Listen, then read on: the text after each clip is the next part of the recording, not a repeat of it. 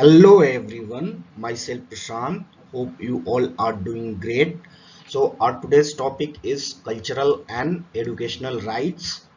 It is a fundamental right, and the articles are Article 29 and Article 30. Article 29 talks about cultural rights, and Article 30 talks about educational rights. We will cover both these articles separately, and subscribe to our YouTube channel Only UPSC and PCSGS if you like the videos.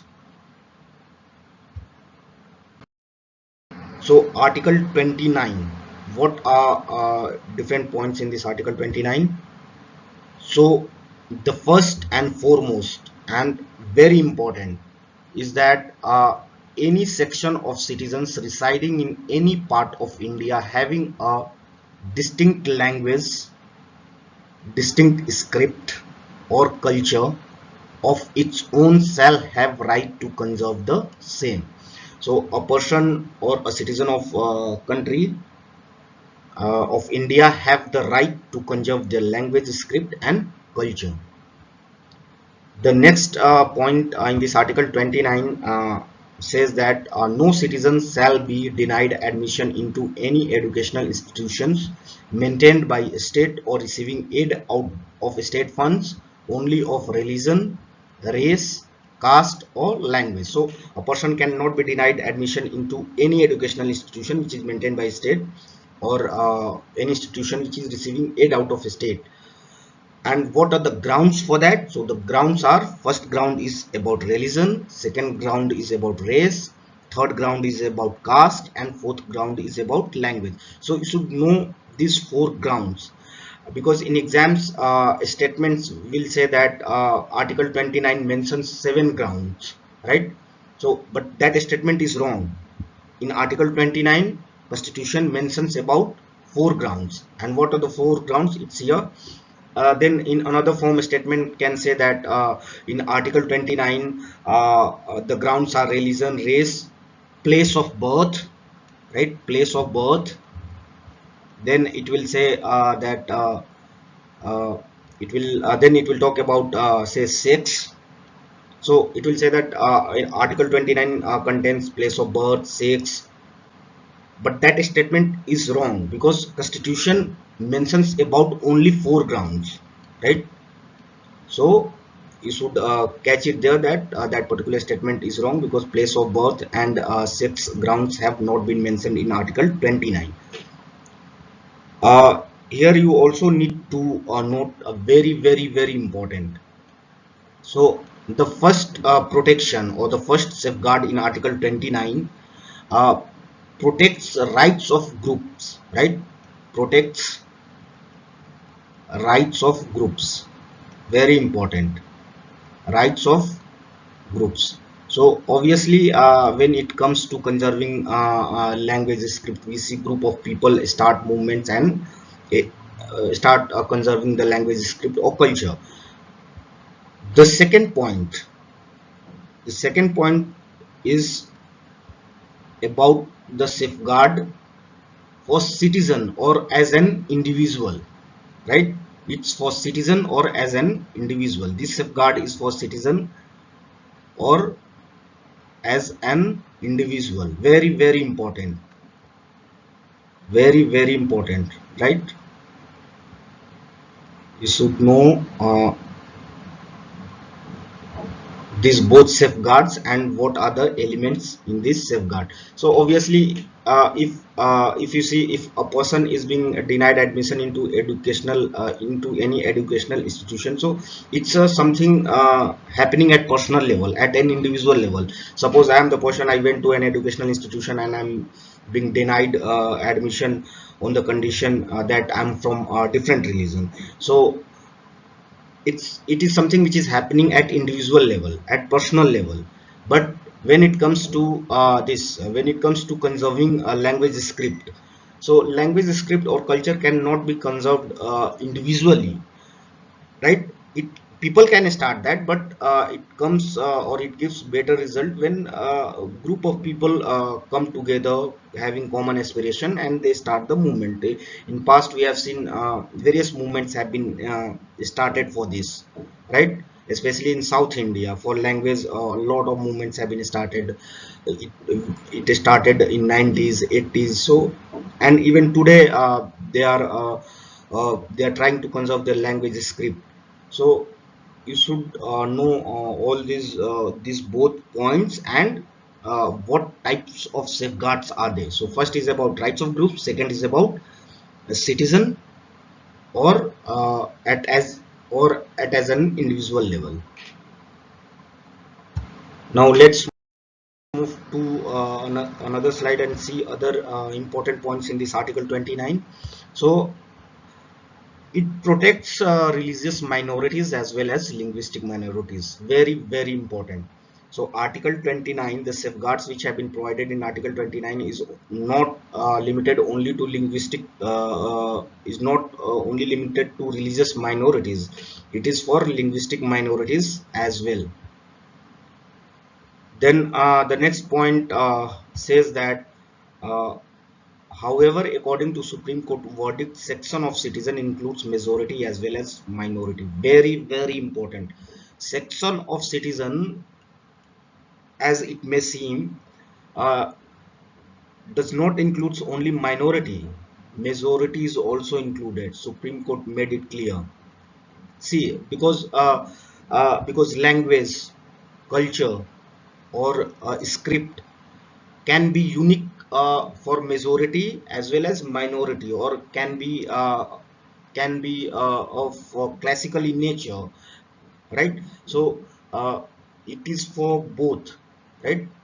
That is why later on Supreme Court clarified that when it comes to conserving script, language, culture, it is for both majority as well as minority. The third point says that right to conserve language includes right to agitate also. Very, very important. See, conserving language is not sufficient, right? If you're conserving, it's not sufficient. That is why Supreme Court, not Supreme Court, but Constitution clarified that right to agitate for conserving language, script, or culture is also under the definition of Article 29. Agitation means, right, like protesting. If you are trying to conserve your language, and it is not being heard by the government, so people can protest for that. So this is what it says. Then the fourth point says that hence political speeches or promises made for conservation of language does not amount to corrupt practice under Representation of People's Act 1951. So you know about Representation of People's Act 1951. So mm, before election, all things which needs to be followed, that is mentioned in this article, in this Representation of People's Act 1951. So if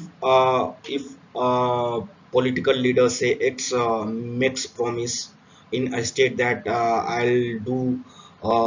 I'll leave no stones unturned for conserving the language, so that does not amount to corrupt practice.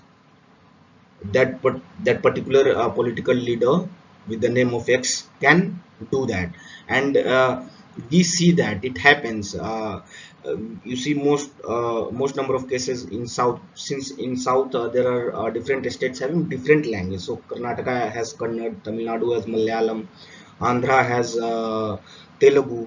So movements goes on frequently. You will see the cases are less in North India, since most of entire North India, we can say, mostly everyone speaks Hindi. So it is there. This thing is not that common, but in South or in places where there is a lot of diversity in case of language, so people protest, and it's their fundamental right. And and then leaders or political leaders come up and say, we are there for you, we will be conserving the language. They will include that, this thing in their election manifesto. So all these things go on, and it is all derived from Article 29. and all these things are fundamental rights. Now article 30. So we have discussed all the important points of article 29. Now let's say article 30. So we saw that article 29 was about cultural rights. Mostly it was about cultural rights, right? Article 30 is about educational rights. Very, very important. It's mostly about educational rights. Now what are the different elements in this educational rights, we will know. So first point says that right of minorities to establish and administer educational institutions. So minority I beg your pardon. So minorities have the rights to establish and administer educational institutions. Then the second point says that protection under this is confined only to minorities, religious or linguistic, and does not extend to any section of citizen. Very, very, very important. The fundamental thing which differentiate article 29 and article 30. So we'll see both the scenarios in article 29, right? 29 and article 30. So in article 29 we saw that uh, the protection or the safeguards were for majority of the citizens as well as minority, right? Majority people also had that safeguard and minority people also had that safeguard. But in article 30 says that article 30 which talks about educational rights. So educational rights is confined only to minorities. Very, very important. Only to minorities, thereby meaning that majority does not have this right, right? Article 30 is exclusive for minorities. So if you talk about religion, so only six have this right. If you talk about Buddhism or Buddhist or only Buddhist have the rights under article 30, not not other religions which are in majority, right? Or if you talk about a language, so the majority of the language does not have that right. Only the language which is in minority that has this right. So it's only for minorities, while article 29 for majority as well as minority. You should know this difference, because see, in these types of points only UPSC twists the statements and traps people and takes away their marks, right? In exams, questions will be asked in the form that article 30 includes safeguards for majority as well as minority, but that is not the case. Article 30 only for minorities, and it is article 29 which is for majority as well as minority, right? And here it says that it does not extend to any section of citizens. We have already discussed that section of citizens according to Supreme Court judgment includes majority as well as minority, but here it says that article 30 does not extend to any section of citizens, thereby meaning that only minorities have this right. So we have seen the educational rights under article 30. In article 30 only, minority minority educational institutions types have been defined. So basically there are three types of minority education. What are those, we'll know.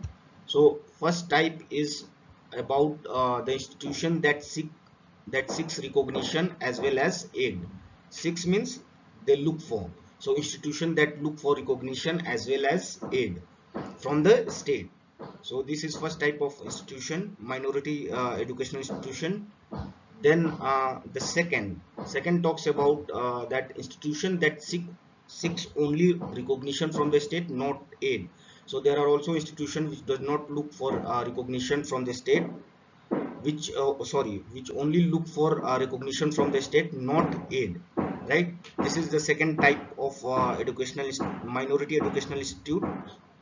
Then the third type of educational institute, minority educational institute is institutions that neither seek recognition nor aid from the state. So there is also a category of an institution that does not seek recognition, as well as does not look for aid from the state. So you should know all these three types of minority educational institutions. In exams, questions are asked. It will say that, a statement will say that there are 6 types of minority educational institution which is mentioned in the constitution, but that is statement is wrong. Constitution talks about only 3 types of minority educational institutions. Here you also need to know, it's important to know the fact that, that is why I have marked both these statements in yellow.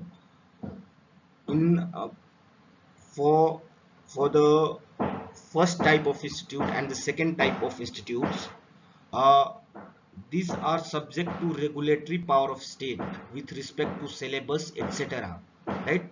So there is some regulatory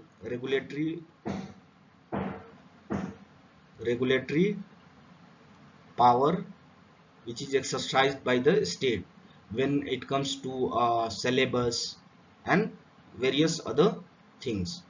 So it is very important to note, since these institutions are seeking recognition from the state, right? So obviously a state has mentioned that we have some regulatory power in this case, and we will exercise that when it comes to changing the syllabus or various other things. Then this is the third type of institute. Here also there is one unique case. These institutions are free to administer, right? However, they are subject to general laws like contract laws, tax laws, etc. So why they are free to administer? Obviously, these type of institutes neither look for recognition from the state nor aid from the state. So if they are not seeking recognition from the state, if they are not looking for recognition from the state, that means they have their own affiliation or they have their own recognition. So that is why they are free to administer. And but this type of institutions are subject to general laws, so general laws will apply to them. It's not that they are uh, they can be free when it comes to general laws. They have to abide by general laws of the country, like contract laws, right? Contract laws, tax laws, etc. So this is it for this minority educational institutions. So now let's move to the, I think I have covered all the important points of Article 29 and Article 30. So thank you for your time. I hope you really enjoyed the learning process in this video. So thank you again. Thank you so much.